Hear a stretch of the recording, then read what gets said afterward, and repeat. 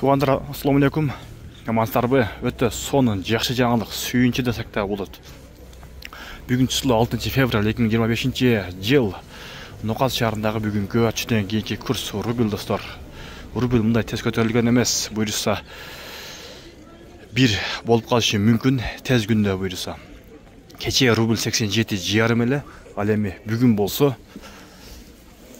финансовый кредит банкта 89,5 болуп калды. Сатып алуу болсо рубль сатуу 91, казак теңгеси болсо 0,118, доллар 87,30, евро 90 сом 00.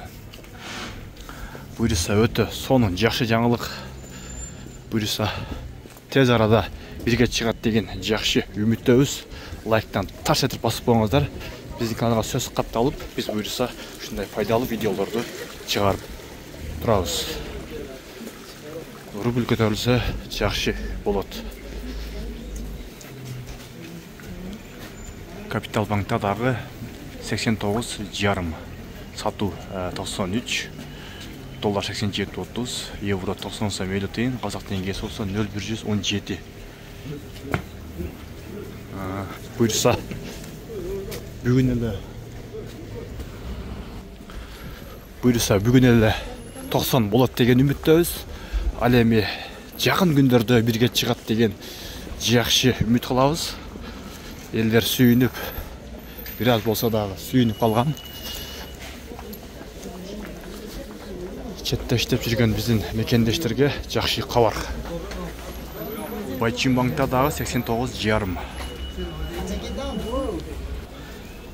Коммерческий Кыргызстан банкта 88,5. Ал эми кийинки Доскерда банкта 89,5. Банктардын бардыгында 89,5, бир эле коммерческий Кыргызстан банкта болсо 88,5 экен. Админкаларда 0,89.